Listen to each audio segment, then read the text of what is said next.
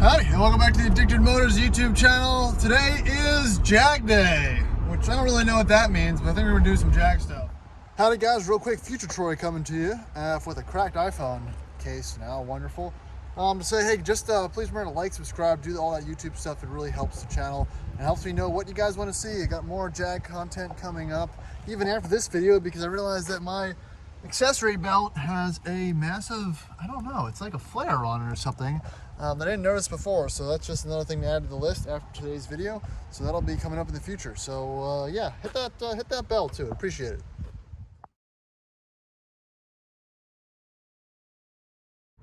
So I've done the time and true thing of spending too much money on a bunch of fluids that I probably could have.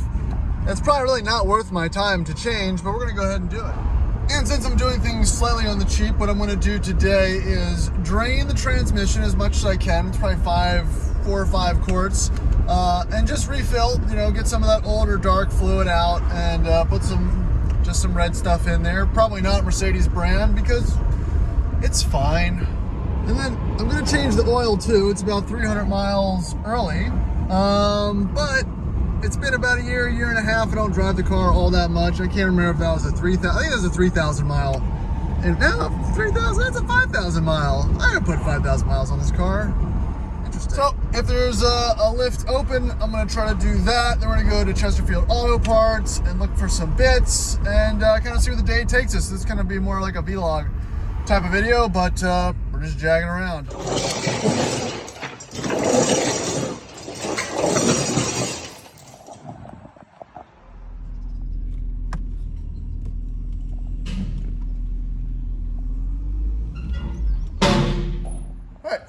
So the kind of semi-important thing to note about this year, 98 to 2003 XJR with the 4-liter supercharge, is it uses the Mercedes-Benz 722.6 5-speed automatic transmission.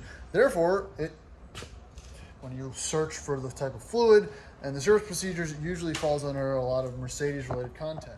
Look at that. That's the fill cap, Mercedes workshop only. So that's what really kind of, again, makes this car pretty neat. It's a lot of, it's not just as it seems. There's a lot of performance and odd, quirky details about these Jags. And another quirky factor is the fact that you have to use this tool.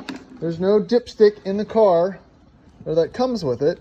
So if you want to check your fluid, you have to keep this in the back. So I know you're supposed to check the fluid level. I'm not checking level, just gonna look at the color of the fluid. So just kind of snake it down there and let it sit and pull it back out. It's not super easy to do with one hand. And yeah, that fluid's definitely not red. It's, the level's good, I know that much, but yeah, not red. So let's, drain a few quarts out, top it back up, just give it a little bit of life. And it shifts fine. This is just, a little preventative maintenance.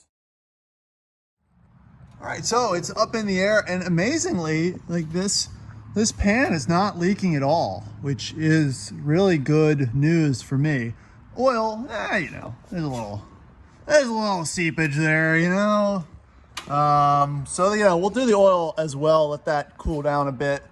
But overall, this car does not look terrible. I've done a lot of service on it, a lot of those lower ball joints, tie rod ends, so it drives nice and tight. It's not in the best condition, but it's absolutely fine for me and my uses. So let's get this plug out and get some of that old fluid out, see what it looks like. All right, well, that's a fail. This plastic shitty drain plug is stripped, so I guess we're on to the oil change. And while we're here, I am noticing some wear on the inner bits of my front tires.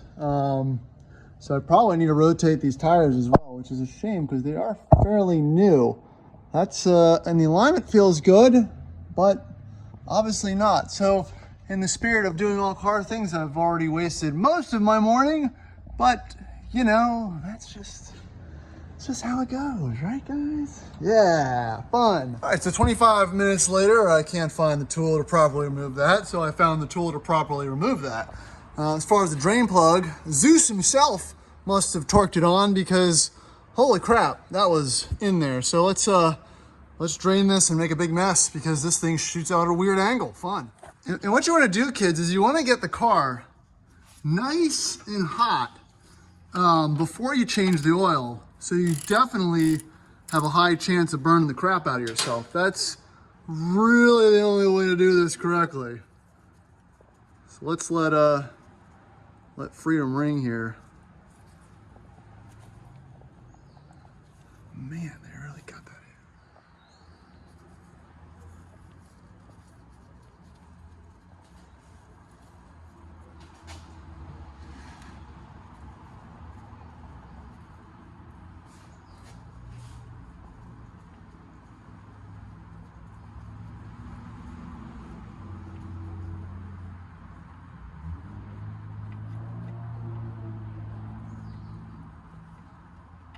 Oh, the anticipation.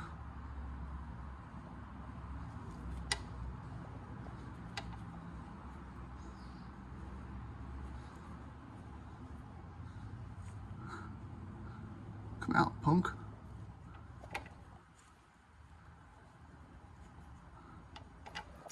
Oh, there she goes. That could look worse. Not terrible. Like I said, guys, we're going for 1 out of 2. You know, oil, transmission fluid.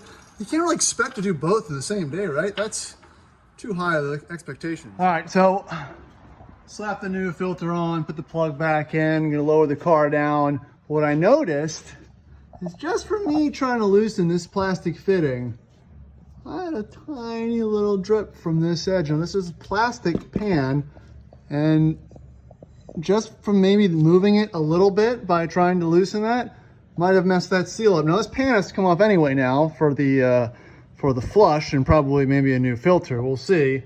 So yeah, that's unfortunate.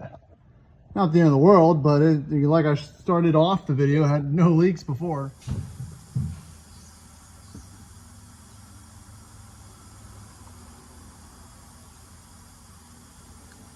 All right, dumping a little bit of oleo back in, 530 synthetic. I think it takes 6 or so quarts. If you look up online, it's never definitive. All right, start it up for safety.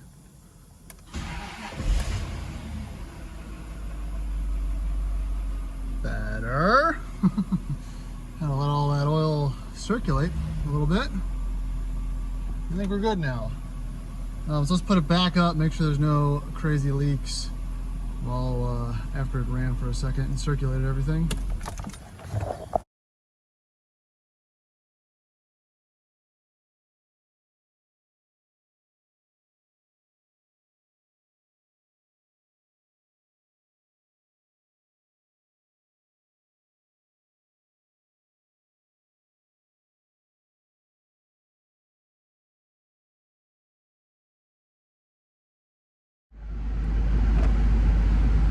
Yeah, so that was just one of those things, right?